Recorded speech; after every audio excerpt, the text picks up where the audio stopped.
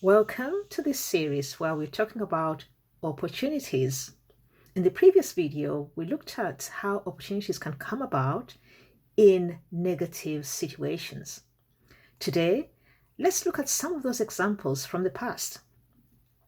The first example we're going to look at is the discovery of penicillin by Dr. Alexander Fleming. This was back in the 1920s when Dr. Fleming went away from his lab for a holiday, and when he came back, found that bacteria he'd been growing on petri dishes had been killed or were being killed by some substance which looked like mold. So he looked further at this mold. What was it like? And he discovered that this substance actually had the capability of killing bacteria. And this was the beginning of the discovery of penicillin, an antibacterial drug. So from that chance discovery came a substance that really is responsible for saving many lives. During the Second World War, up to now, we're using antibiotics thanks to that chance discovery. Let's look at another example. This time, it's sticky notes. These ones, yes. They were a chance discovery, and these actually were a discovery that took two steps. First one was Dr. Spencer Silver, who worked for a company called 3M. He was researching bigger, stronger, tougher adhesive. And he found this particular adhesive, which wasn't very good. This couldn't stick. So that was put to the side. Because remember, he was interested, the company was interested in a strong adhesive. Some years later, somebody who worked in the same company, a guy called Arthur Fry, found that when he was preparing the hymns that would be sung at his church choir, he was using some pieces of paper to mark the hymns in the hymn book. But those pieces of paper were notorious for falling out. So he needed something that he could mark the pages with that wouldn't actually destroy or damage the paper in the hymn book. So the two things were brought together. A glue that didn't stick very well, and the need to put something on a page, mark the page, but not damage the page or stick to the page permanently. So years of work and research followed between these two, and that's how we came to have the Post-it note. Famous. I'm actually using it for my notes in this video. The third example was Velcro. I'm sure you have used Velcro somewhere, sometime.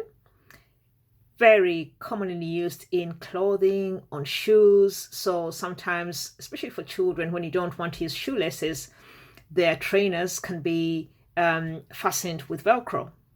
Can be used on coats when you want to open very quickly and close without using things like zippers. So Velcro was discovered by George de Mistral, a Frenchman, who on a hunting trip one day came back home to find that some plants or birds had attached themselves to his trousers and the hair of his dog.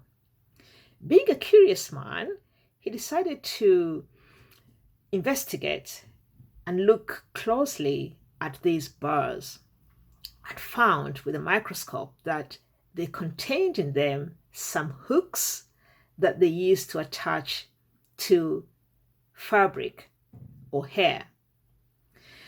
So he wasn't really about making money, but he was a curious man. And some years later, he came up with the idea of actually creating this hook and loop system of fastening things.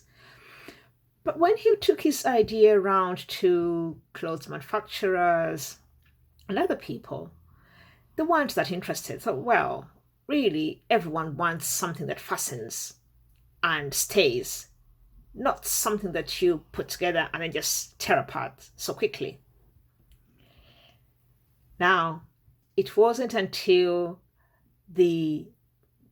NASA came up with the idea of using this Velcro for the astronauts that George de Mistral's idea of using the hook and loop really hit the big times.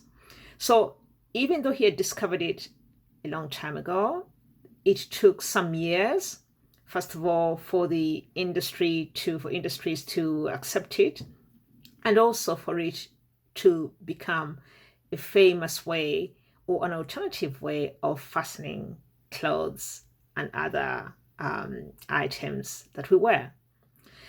So from these three examples, we can see that sometimes opportunities are hiding in things that appear to be mistakes or things that irritate us, things that happen when we don't expect them.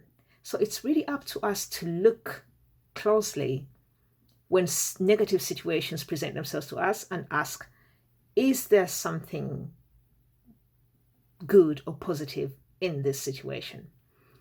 How could I apply this set of circumstances to make it useful for somebody? That's what I wanted to share with you today. In the next video, we're going to zoom in and look at how to identify those opportunities that are not obvious to us and how we can actually take advantage of those opportunities. I will see you in the next video.